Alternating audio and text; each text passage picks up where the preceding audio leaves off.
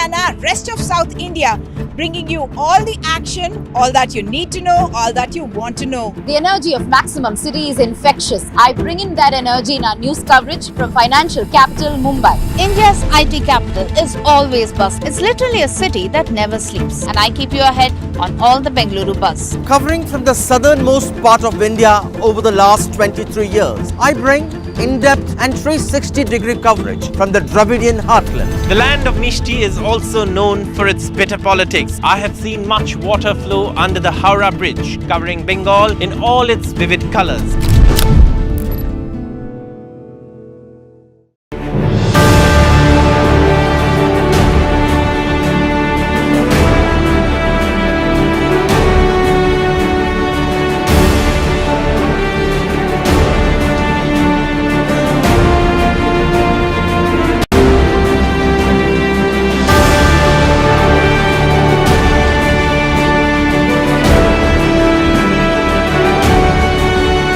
RP Sanjeev Goenka Group presents NDTV Indian of the Year, powered by Raymond, co-powered by Gallant.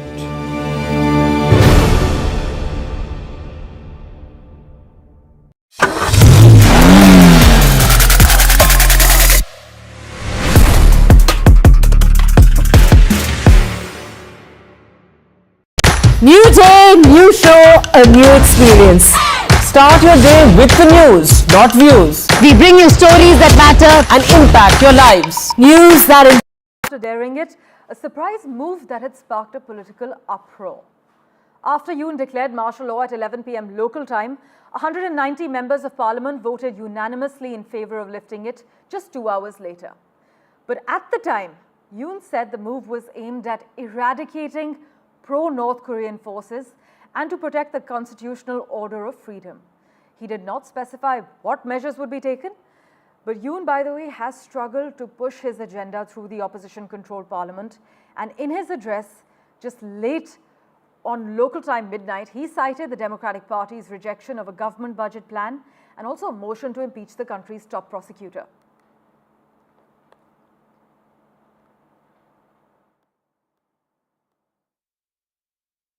바로 국무회의를 통해 국회의 요구를 수용하여 계엄을 해제할 것입니다. 다만 즉시 국무회의를 소집하였지만 새벽인 관계로 아직 의결 정족수가 충족되지 못해서 오는 대로 바로 계엄을 해제하겠습니다. Well, many are questioning whether President Yoon's declaration of martial law could be seen as a necessary response to national security threats or whether it could be considered an overreach of executive power. But how exactly does this crisis affect public trust in President Yoon's administration as well as South Korea's democratic institutions? That's under the scanner at the moment. But just to recap, if you're tuning in, well, South Korean President Yoon Yeol had announced plans to lift martial law in the country just hours after declaring it, which is a surprise move that had sparked complete political uproar. 190 members of parliament voted unanimously in favor of lifting martial law just 2 hours later. And at the time, Yoon had said that the move was aimed at eradicating pro-North Korean forces and to protect the constitutional order of freedom. However, you must note that he did not specify what measures would actually be taken. We have with us at the moment Bill Gallo, Voice of America's Seoul Bureau Chief. Thanks so much, Bill, for making time for us.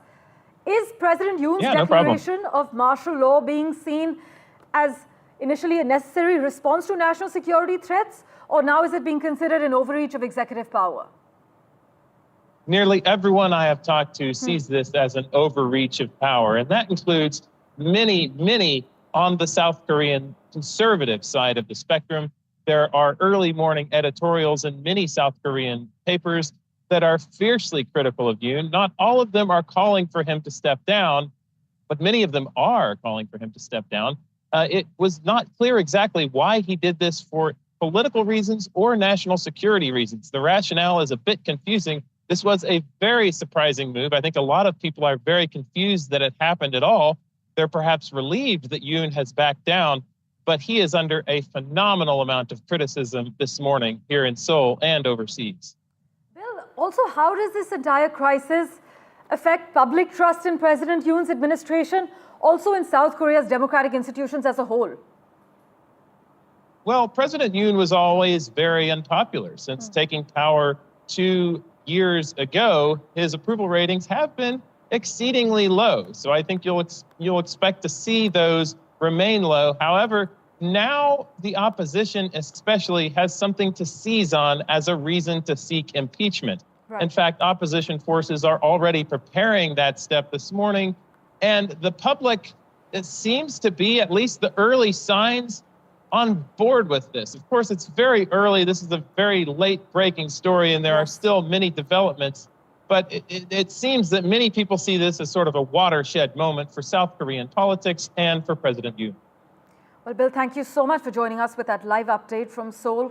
We will, of course, revert to you for regular updates regarding the political uproar that's ensued. But many are questioning whether such measures undermine South Korea's democratic values in the name of preserving them. But we will, of course, revert to Bill for regular updates. With that, let's turn our attention now. Well, Israel has threatened to return to war in Lebanon if its truce with Hezbollah collapses, and said this time its attacks would go deeper and target the Lebanese state itself after the deadliest days since the ceasefire was agreed last week. Now, in its strongest threat since the truce was agreed to end 14 months of war with Hezbollah, Israel said it would hold Lebanon responsible for failing to disarm militants who violate the ceasefire.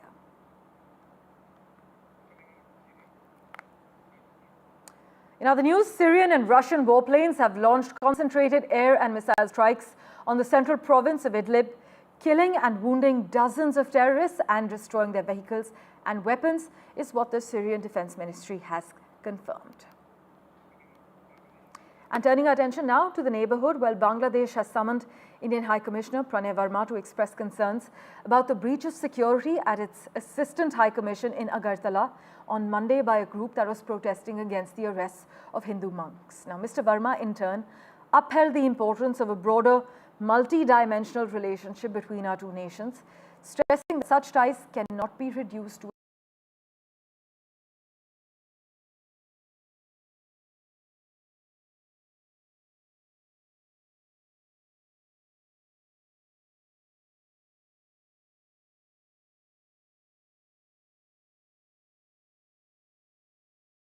Mr. Brahmachari.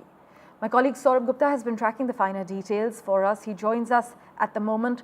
Saurabh, India-Bangladesh discord has escalated clearly?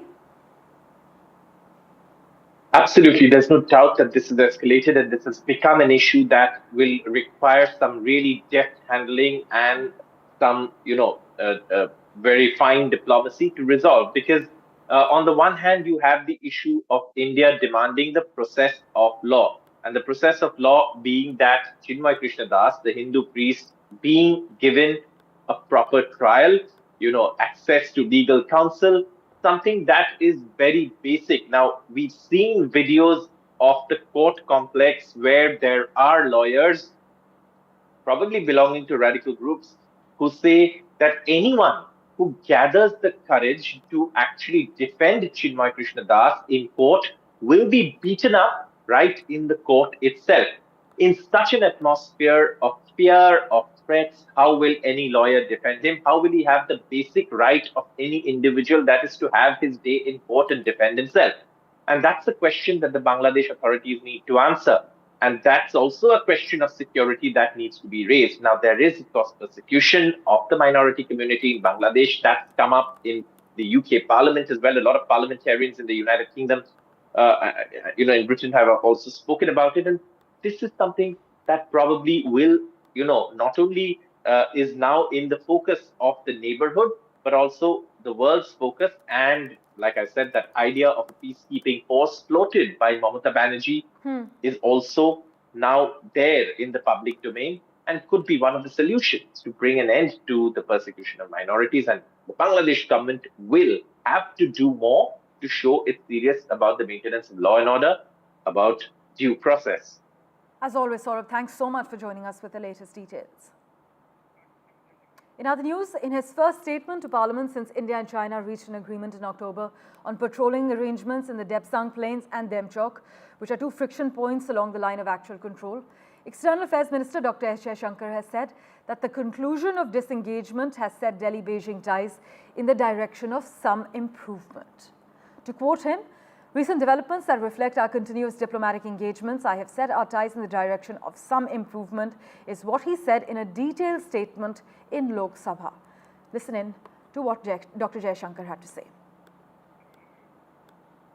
The House is aware that our ties have been abnormal since 2020, when peace and tranquility in the border areas were disturbed as a result of Chinese actions.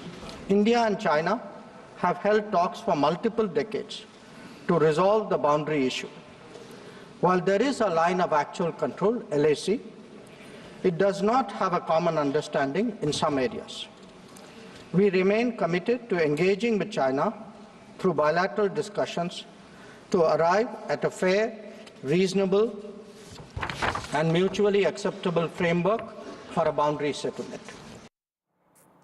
Well, let's turn our attention now to the US. Well, sources have informed us that Nargis Fakhri has not been in touch with her sister Alia Fakhri, who has been arrested on charges of murdering her former boyfriend and his friend in New York. And in fact, they have not been in touch for more than 20 years, is what our sources have indicated. Nargis Fakhri, who is the elder sister of Alia Fakhri, is yet to make an official statement on the case, but their mother has so far denied the charges against her daughter. But according to the Queen's District Attorney, Melinda Katz, Alia Fakhri set a two-story garage on fire when her former boyfriend and his friend were asleep. Natasha Israni reports from the Jamaica area where this incident took place. This is a huge borough, and we are right now in Jamaica.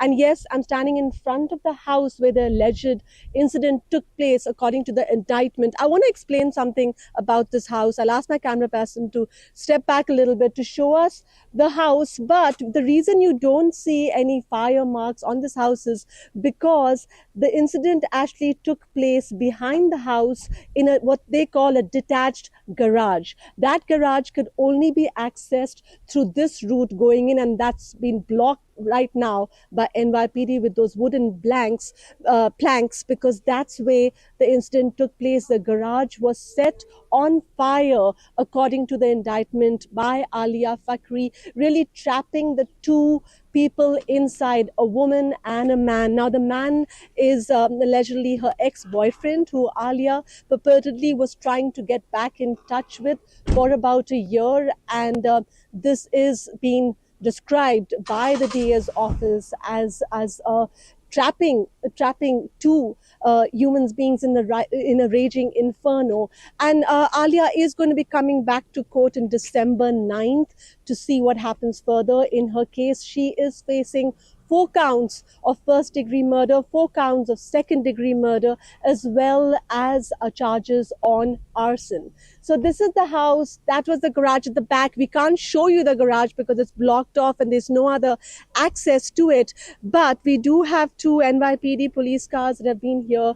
They've been stationed here for the last few minutes, right to my left, actually. And I did get a chance to speak very briefly to neighbors of Edward Jacobs. And what they said was they knew about the fire. They're very sorry about what happened, but they didn't really want to talk anymore and tell us anything else. They were on their way to work. But we will find out more from the Queen's District Attorney's Office, who you also reached out to for comment. And we will see now what happens next when she appears in court in Queens on December 9th. Staying with updates from the US, where officials announced expanded curbs to China's access to cutting-edge semiconductors, a last gasp in the Biden administration's years-long effort to counter Beijing's tech progress. Washington restricted exports to 140 China-based companies, limited sales of particular kinds of semiconductors, and imposed stricter rules on the transfer of chip-making tools ahead of Donald Trump's return to the White House. Trump, by the way, has promised to introduce even more restrictions, including levies of up to 60% on all Chinese products. But China is already readying its retaliation to Trump's promised tariffs, with options including restricting the export of key minerals, targeting US companies, and courting some of the US's traditional allies, as per reports. But American businesses in particular could be in for a bumpy ride if China enforces retaliatory measures, is what many analysts have already warned. And US President-elect Donald Trump's pick to lead the Drug Enforcement Administration abruptly withdrew his name from consideration just days after being chosen. Chad Cronister said in a post on X that he made the decision as the gravity of this very important responsibility set in, but didn't cite a reason for his withdrawal other than concluding he wanted to continue in his current role as a sheriff in Florida. Well, news and updates continue in a moment right here on NDTV. Taking a quick break for now.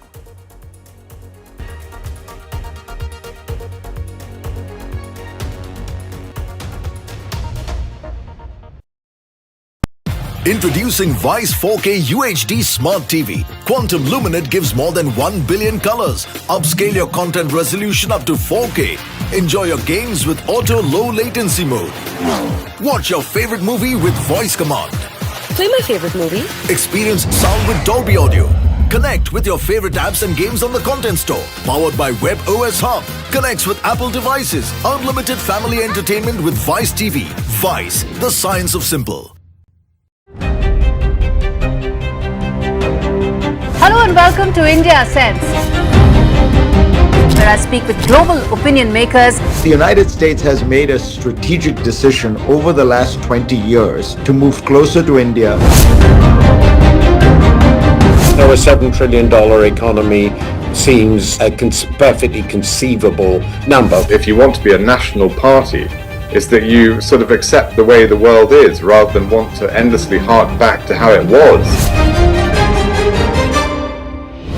Modi is promoting the digitization of the economy, which is accelerating growth in the country. It's a web of frauds, calls, luring emails, threatening messages. Cyber frauds have cast their net wide and everyone is at risk. We track the victims, their horror stories as they get conned online, extorted and robbed of their hard-earned money. How to identify a cyber fraud and how to stay cyber safe. What are your options? Fraud.con, NDTV initiative for cyber safety. Only on NDTV 24/7. NDTV proudly upholds its legacy of trust and credibility. According to the prestigious Reuters Institute's Digital News Report 2024, NDTV is the top-most news platform in the country. Number one in both online and offline reach in India. Beating all its competition, NDTV stands for trust. I've been reporting on all issues big and small from Andhra Pradesh, Telangana, rest of South India, bringing you all the action, all that you need to know, all that you want to know. The energy of Maximum City is infectious. I bring in that energy in our news coverage from financial capital Mumbai. India's IT capital is always buzz. It's literally a city that never sleeps. And I keep you ahead on all the Bengaluru buzz. Covering from the southernmost part of India over the last 23 years, I bring in-depth and 360-degree coverage from the Dravidian heartland. The land of Mishti is also known for its bitter politics. I have seen much water flow under the Howrah Bridge, covering Bengal in all its vivid colors.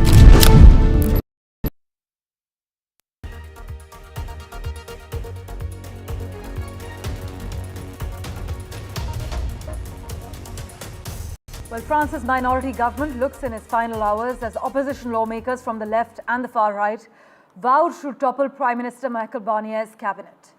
In fact, a no-confidence vote is scheduled for today at Parliament in the wake of a divisive budget debate with a great chance of being successful.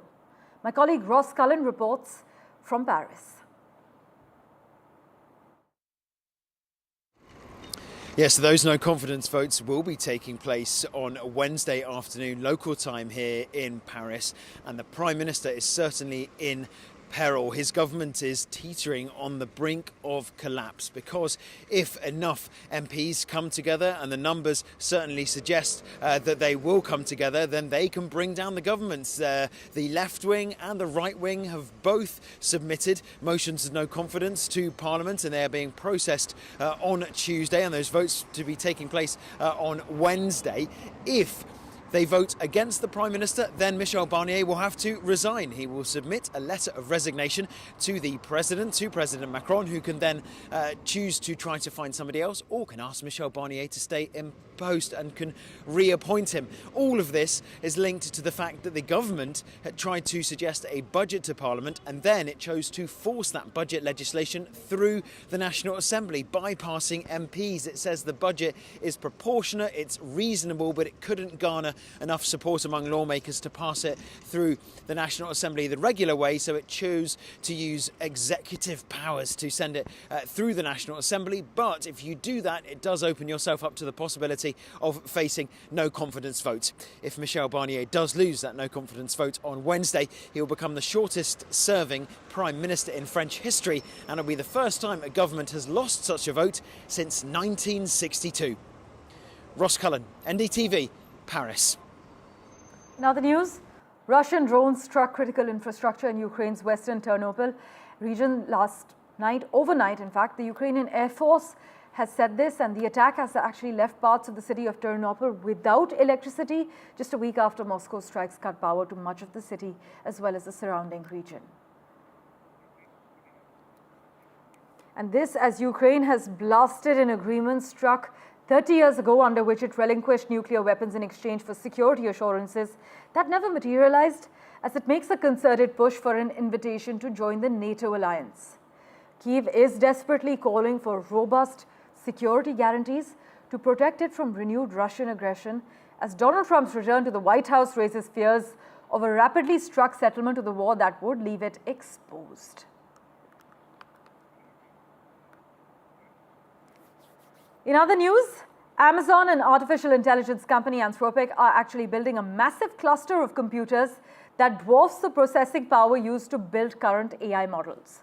Amazon's cloud computing arm has said it's planning to build a massive supercomputer dedicated to artificial intelligence development, and this so-called ultra cluster will be made up of hundreds of thousands of Amazon Web Services Trainium chips as well as a new server. Now, this supercomputer is expected to be completed next year and will be one of the largest in the world for training AI models. It will be used by AI startup Anthropic, in which Amazon has invested billions of dollars, and Microsoft is facing a $1.27 billion antitrust lawsuit, by the way, in the United Kingdom over how it charges customers who buy rival cloud software services.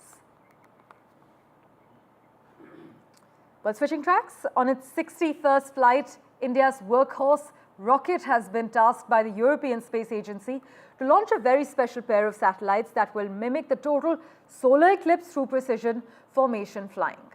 The satellites, named Proba 3, will lift off from Sriharikota.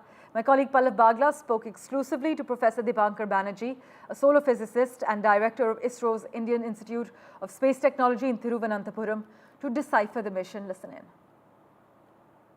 India is getting ready to launch a satellite for the European Space Agency called the Proba satellite, a satellite to study the sun.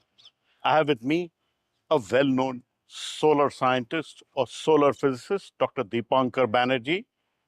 He is the director of ISRO's Indian Institute of Space Technology in Thiruvananthapuram and a well-known astrophysicist. Thanks a lot for speaking to me. My pleasure. What is this satellite which the Polar Satellite Launch Vehicle will launch from Sriharikota? It's a very unique experiment. They're going to do a formation flight. So it means, it's a twin satellite. The first satellite will carry a payload which will actually block the solar disk.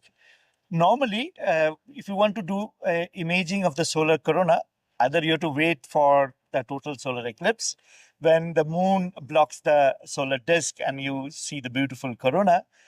Otherwise, you can also go to space and build an artificial instrument called a coronagraph, which is there actually in Aditya L1. Aditya has that, correct. So Aditya L1, the major payload is called the visible emission line coronagraph, which is artificially blocking the solar disk and trying to image the solar corona. Here, the first satellite will behave like a moon and it will block the solar disk, and the second satellite will image the solar corona. So it's a very, very unique way, but to maintain the separation of these two satellites and accurately position them in space is a huge task. Thank you for investing your time in watching this edition of The World 24/7. As always, we'll keep tracking the latest updates for you. Do stay tuned.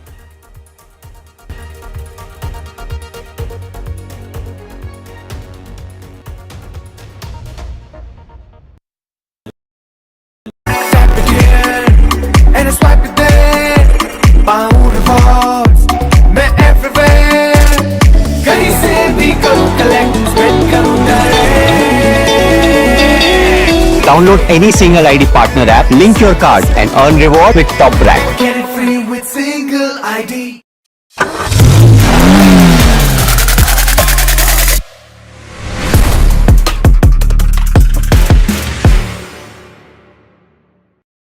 New day, new show, a new experience.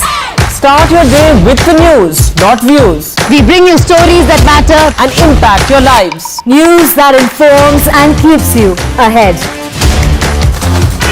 From Maximum City, Mumbai, to the seat of governance, Delhi, NDTV brings to you the best breakfast show. The breakfast show only on NDTV 24/7 every morning at 8 a.m. In today's interconnected world, India's voice is more crucial than ever. When India speaks, the world listens. At NDTV World, we are that voice, bringing you intelligent and insightful news from India and beyond. From geopolitics and diplomacy to economic shifts, migrations, tech disruptions, and the stories of our diaspora. We cover the news that shapes our global future. NDTV World, your new home for global news is here.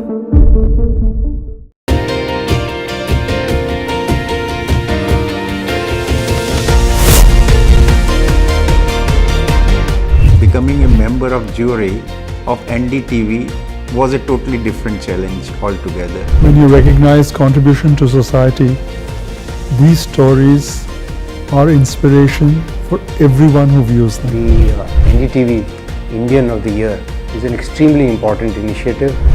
Nominees were just extraordinary. Each one of them is a rock star.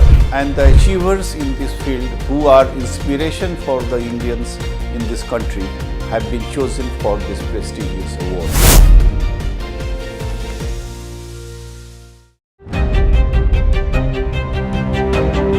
Hello and welcome to India Sense, where I speak with global opinion makers. The United States has made a strategic decision over the last 20 years to move closer to India.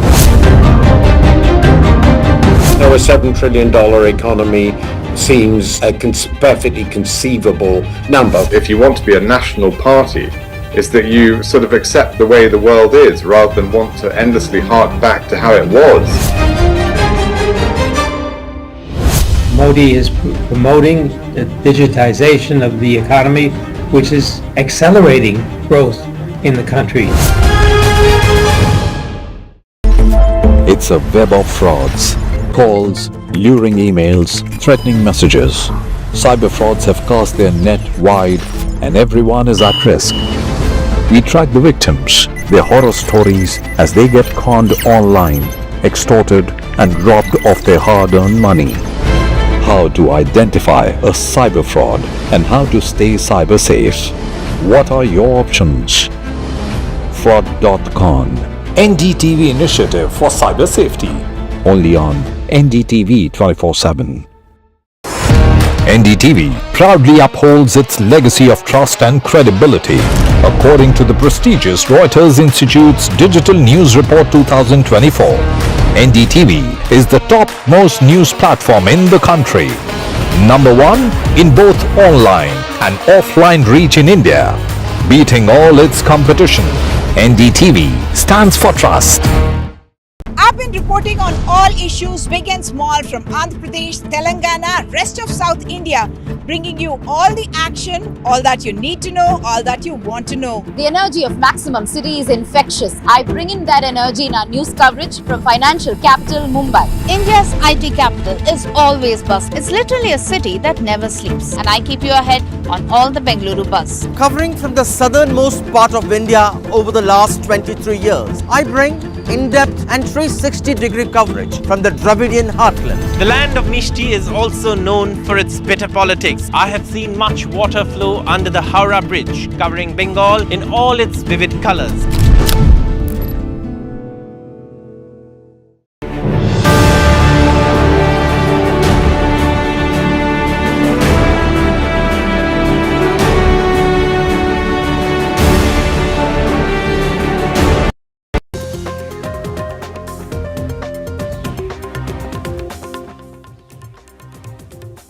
Good morning. You're watching The Breakfast Show with me, Tanima Biswas. We have a power-packed bulletin lined up today with a lot of political updates coming in, of course, from Maharashtra. Will we finally come to know who's going to be the next Chief Minister of Maharashtra? Expectedly, both Devendra Fadnavis as well as Eknath Shinde are expected to go and meet the Maharashtra governor today. And we'll, of course, be tracking all the details on that. But first up, the top headlines. Is the Maha tug of war going to end today? Key BJP meet lined up in Maharashtra this morning. As per sources, Eknath Shinde and Devendra Fadnavis both likely to meet the Maharashtra governor today. Congress MP and leader of opposition in the Lok Sabha, Rahul Gandhi, plans his Sambhal visit today. In the last update that we got, Sambhal district magistrate had in fact made it clear in a letter that there's going to be no entry for outsiders till December 10th.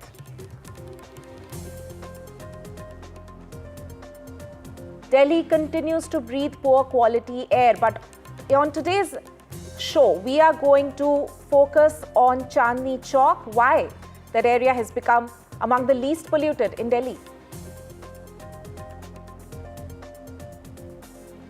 SEBI banned 7 entities for misguiding investors. Finfluencers under SEBI scrutiny.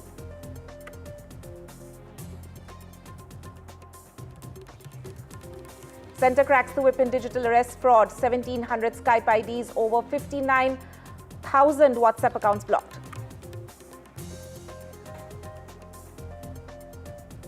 South Korean president imposes martial law and lifts it within 6 hours. First time that martial law has been declared in the country in more than 4 decades.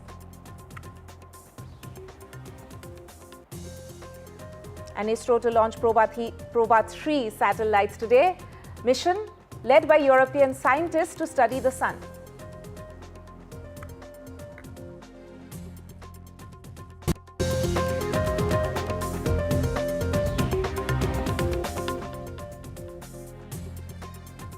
Right, our top focus is, of course, the top political story, which has been a headline for several days now, even after the NDA government, the NDA bloc rather, won with a landslide margin in Maharashtra. But the suspense still continues over who's going to be the next chief minister. Now, there's a key BJP legislative party meeting lined up today in a few hours from now. And there BJP is likely to choose its legislative party leader, which is most expectedly going to be Devendra Fadnavis. Now, as per sources, Eknath Shinde as well as Devendra Fadnavis are expected to meet the Maharashtra governor today to stake claim. But the exact shape and form in which the cabinet is going to look at, Maharashtra cabinet is going to look like, is not clear yet. Remember, the oath-taking ceremony, as per the BJP, is going to be tomorrow at the Azad Maidan, and preparations have been underway for days now since BJP made that announcement over the weekend. For more on this, I'm joined by my colleague Anuj as well as Sujata, who is joining us and tracking this story. First up with Anuj. Anuj, we know that the BJP legislative meeting is lined up today at around 11 a.m. And no surprises there. I'm sure it's going to be Devendra Fadnavis who's picked as the leader. But is there clarity as to whether the deadlock has been broken with Eknath Shinde? Has he agreed to the 1 CM, 2 Deputy CM formula?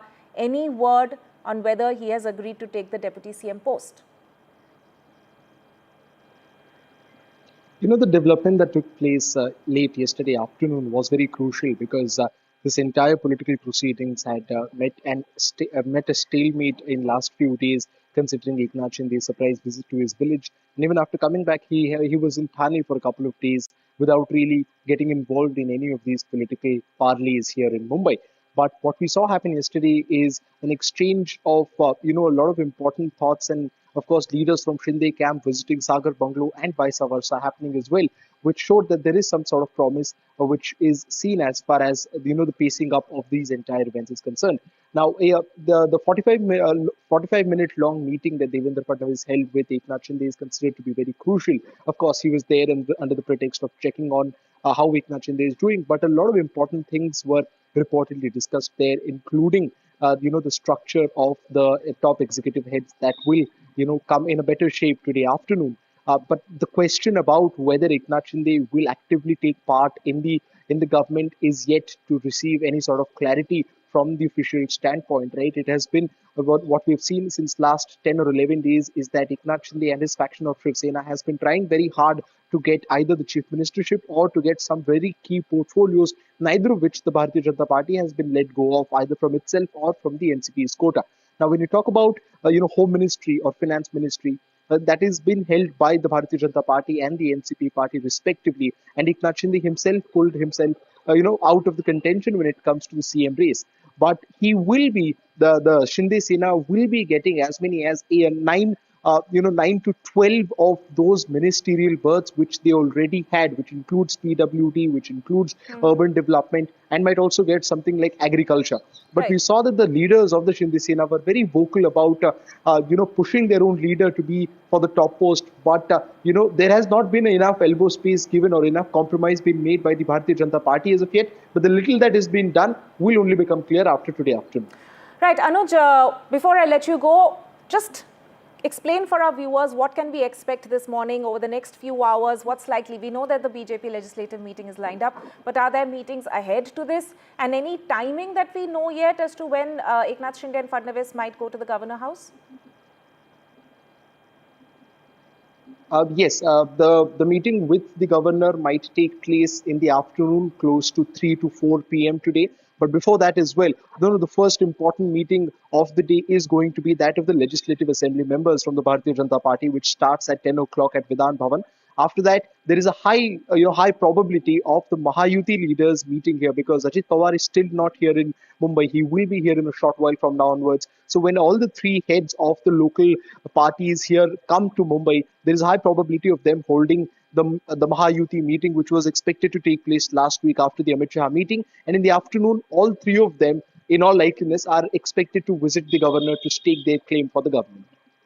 We'll, of course, be coming back to you for tracking all the updates coming in on this very important story that we have been following of the political updates taking place in Maharashtra, and a lot of curiosity around whether or not we'll finally come to know who's going to be the next chief minister, whether a formal announcement is expected today. Thank you so much for joining us with that. Shifting focus to another important political story, Congress MP and leader of opposition in the Lok Sabha, Rahul Gandhi, is expected to visit Sambhal today. Remember, there has been tension in the area over a survey on November 24th at a local mosque. DM of Sambhal, meanwhile, has written a letter to officers of neighboring districts, including the satellite towns of Delhi, Ghaziabad and Noida, to stop Rahul Gandhi from crossing the border. Remember, 4 people died and 20 others, including police personnel, were injured in the violence that took place in Sambhal. So we'll of course be tracking updates on that, but what's the situation at the border areas? Because this letter from the DM of Sambhal has of course gone out to all the neighboring district magistrates and collectors. I'm joined by my colleague Ishika, who's at the DND at the Delhi-Noida border. Ishika, what kind of security or barricading, if any, are you seeing around you?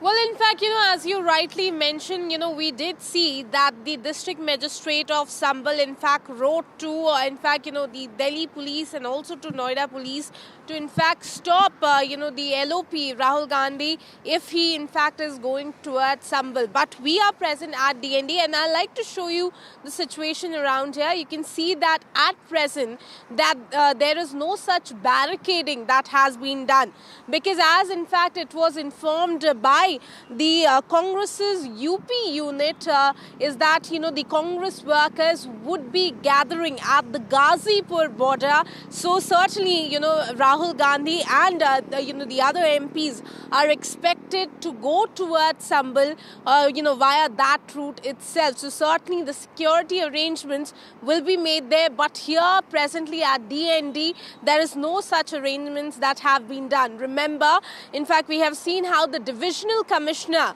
in fact, of there, had appealed to Rahul Gandhi to reconsider